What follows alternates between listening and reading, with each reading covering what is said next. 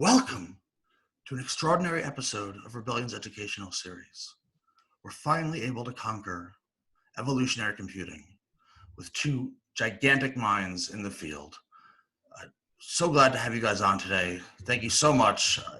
Two fantastic professors from Auburn, directors of AI institutes, really just so many accomplishments I can't even name them all.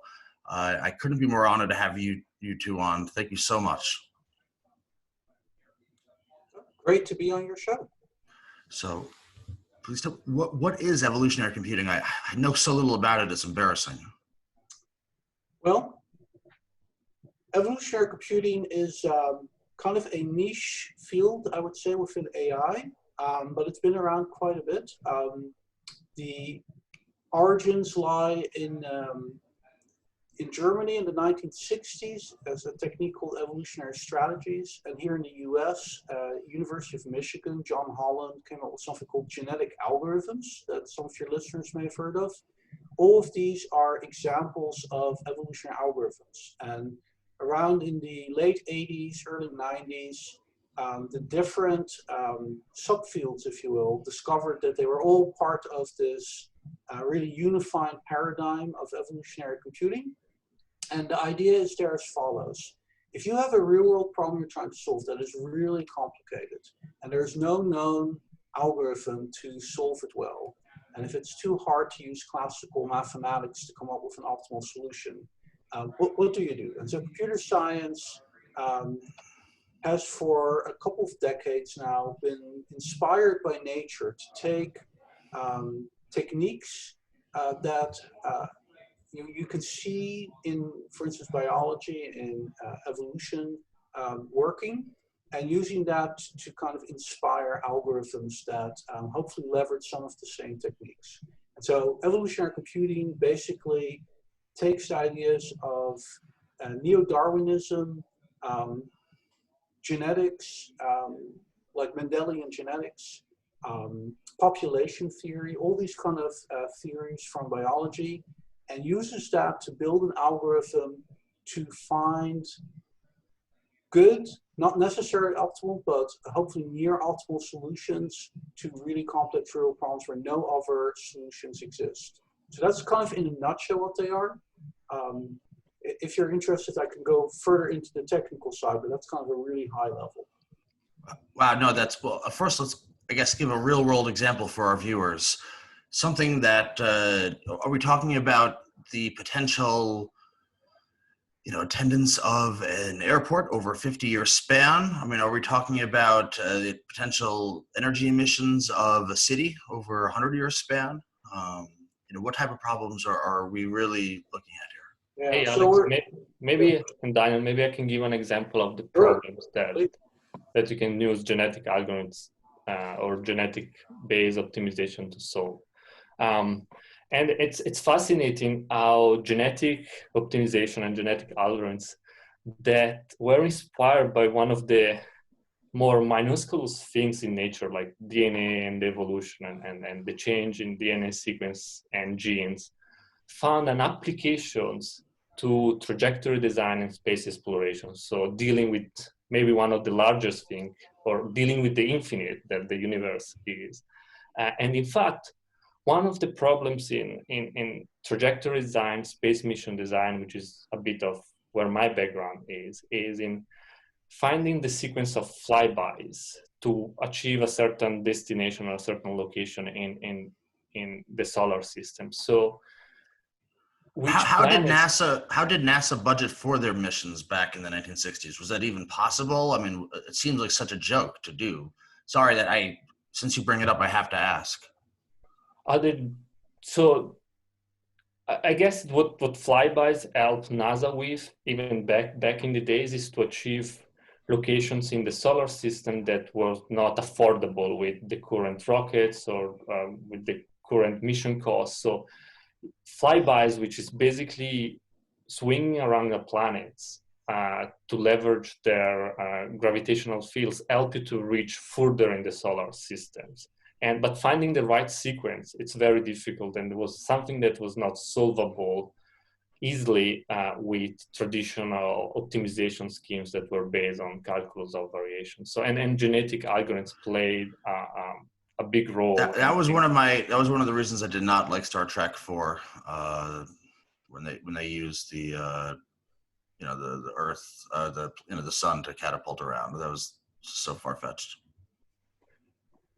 A little bit, but as we progress, there are some recent ideas that are springing up in the astrodynamics community. Oh, really? Oh, please! I'd love to hear about them. That's for Interstellar. You can't mention that and not expand on that. That's too fantastic. So the challenge with using the sun or the sun gravity well is that you need to project you in the outer solar system, is that you need to get very close to the sun. And so it's no longer a trajectory design challenge, but much more material science challenge. You need to protect the spacecraft from the radiation and for the heat that is transferred from the sun. So exactly. So that's a really neat application example that Dr. Guzzetti gave there. It's one of just very many. Evolutionary computing is certainly not tied in any way to a particular application field. There's a couple of major classes of problems that kind of cut across pretty much all application domains. One of them is often referred to by engineers as parameter optimization. That's where you've got a system you're working on in engineering or science, but you've got a whole bunch of parameters that have to be tuned to get good results. And sometimes it is really complicated to find the right values for that. And so that's one area where evolutionary computing has been very successfully used. The other big category I'll mention here is kind of design space. If you're trying to design something, whether it is a satellite trajectory like Dr. Guzzetti was talking about, or whether it is the blueprint for something you want to build. Professor, may I interrupt you? Yeah, sure. You have is it a patent on group interactions?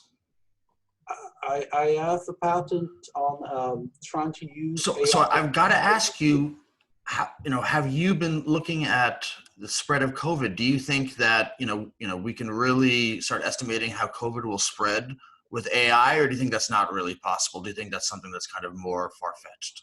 No, I think that AI has been very successfully used to model the spread of diseases. There's a whole subfield called computational epidemiology. And so there's been a lot of good research showing how COVID spreads using that. Definitely. Yeah, we've written on it, but there's so many detractors on the field, and so that's why I wanted your opinion on it.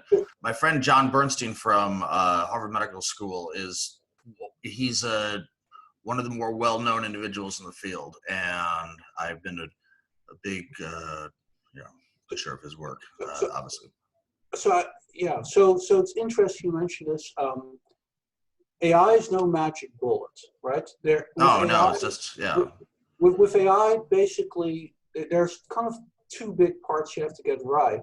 One of them, or maybe even three parts, but one of them is, of course, using the right AI algorithm. I think that's where the field's made a tremendous amount of progress the last years. Another one is having really high-quality data. If you put bad data into a very great algorithm, you're still going to get bad data out, right? Yeah, 737 max, of course, yeah. Yeah, so you got to get really good data. Then the third one is you need to be able to model at the right level of fidelity. And so I know nothing about epidemiology, so I won't speculate. Myself as well. Whether that's an issue or not.